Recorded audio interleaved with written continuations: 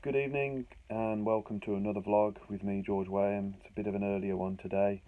I'm not doing it at in the normal time about 10 p.m. I'm going to be getting it out there a little bit early today because I've got plans this evening. I've got quite a few bets for tomorrow to get through. Quite a few fancies, some at decent prices, one or two shorter ones. But I'm going to kick off with my best bet for tomorrow, and it is Sam Baird at 6-4 to beat Robbie Williams.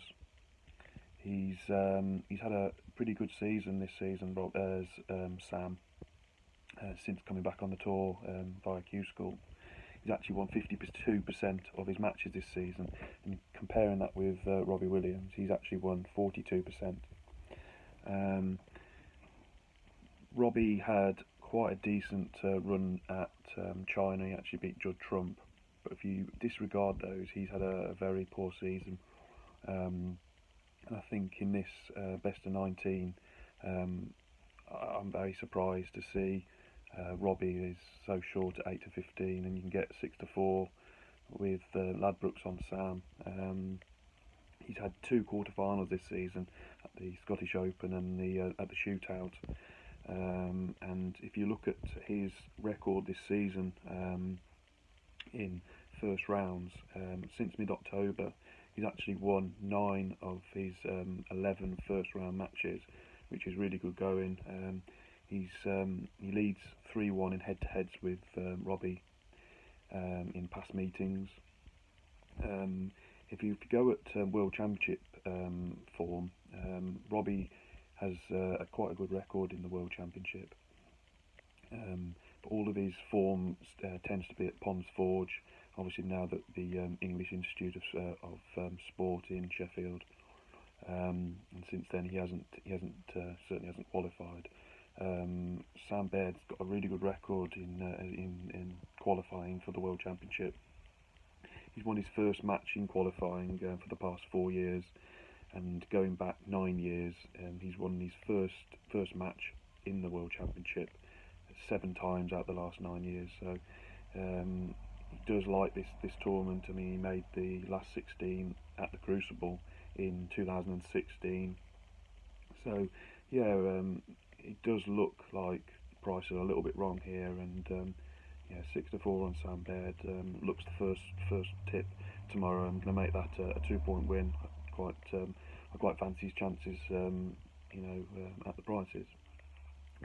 The second tip is going to be 2 score lines in the match between Alan McManus and the lady professional. I think she's world number 1. Don't know how to pronounce her name. Something like Ingog Onyi.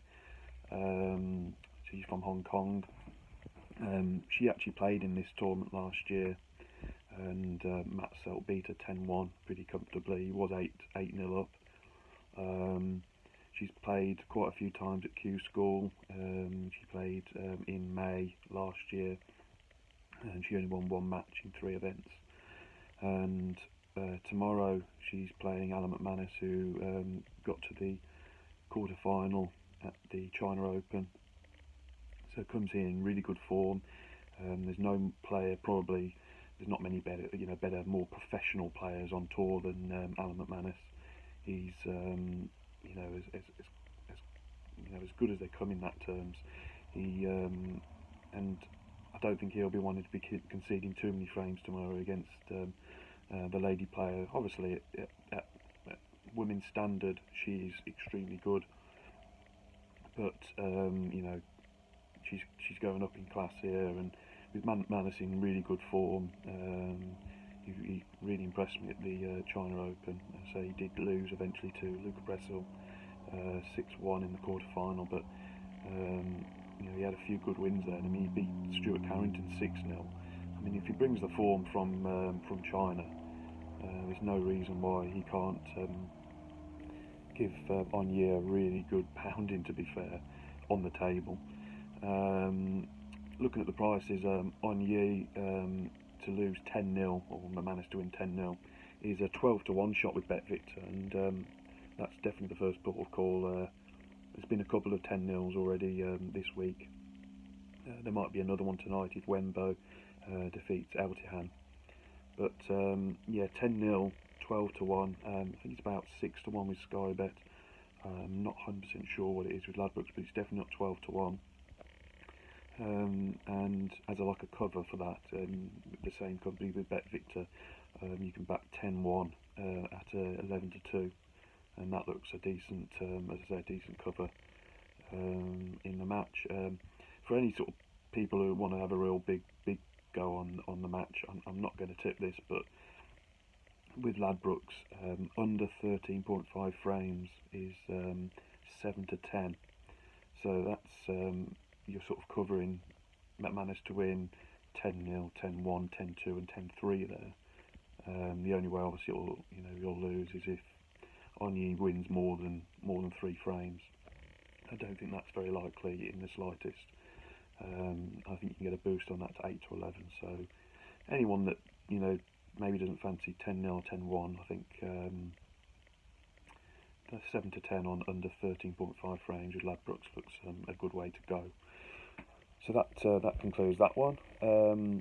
There's two more sort of decent prices or big prices that are playing tomorrow. First of all, I like the look of Sean O'Sullivan at 3 to 1 with Betfred to beat the Chinese player Zhu Sai. And Zhu Sai of the Chinese sort of posse is he's certainly not the worst player on tour, but he's nowhere near any of the best this season. He's only won 5 times. If you compare that with Sean O'Sullivan, he's won 3 times, and yet the bookmakers have got Zhu Sai at 1 to 4, 2 to 7, which is far too short. Sean actually had a couple of good wins in Gibraltar. He beat Joe Perry in his first match, and he had a massive total clearance in that match as well of I think it was about 136, 137. And then in the next match he carried on that good form, and he beat Ian Burns, which is a really good yardstick. Burns is a solid player as well, and that'll hold him in good stead. I mean, he's definitely not going to be on the tour next season. I don't think Zhu Sai is either. So it really is a 10 grand match this. But at 3 to 1, I can't understand why he's that big. For me, he'd be absolute top end 9 to 4.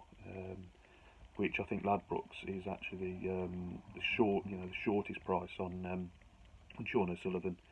Yeah, they've got it right, whereas Betfred are way out in my opinion.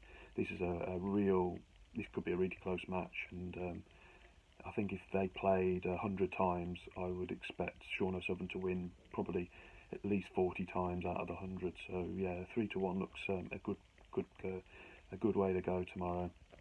And the last bet I like is Jordan Brown. He's 11 to 4 with Ladbrokes as well. You can boost that to 14 to 5. He's got Alexander Ursenbacher. At the end of last season, Alexander lost 11 matches in a row in the season. This season, he's at about 42 win rate. He's a very, very streaky player. He's sort of like a poor man's Lion Wembo in a way. He runs hot and cold. He's quite erratic. He's a streaky player. He can win frames in no time. But I think when push comes to shove, and if it gets a little bit tight, I think Jordan has he's a very solid player. He's very, very tough. And I think of the lower sort of echelon players, there's not too many sort of players you want in your corner than Jordan Brown. He qualified via Q Score. He had a few really difficult losses in Q Score this year. I think he lost in the penultimate round in the first event to Jack Jones, and then he got to the final event, and he obviously needed to win that match to qualify for the main tour, and he beat Jamie Coke 4-1. And this season he's had a few good results. Fair enough, he has lost a fair few matches, but he hasn't been. He's only had 2 whitewashes, and they have actually come in the last 2 events against Kyron Wilson and Lai Hang. But there's no disgrace in that, and I just feel that 11 to 4 14 to 5 with a boost. Looks a really good bet here, and I can see this game going over 16.5 frames. But I think if Jordan can hang in there, and it goes to sort of like, sort of tight 8-8, I can see Jordan winning this.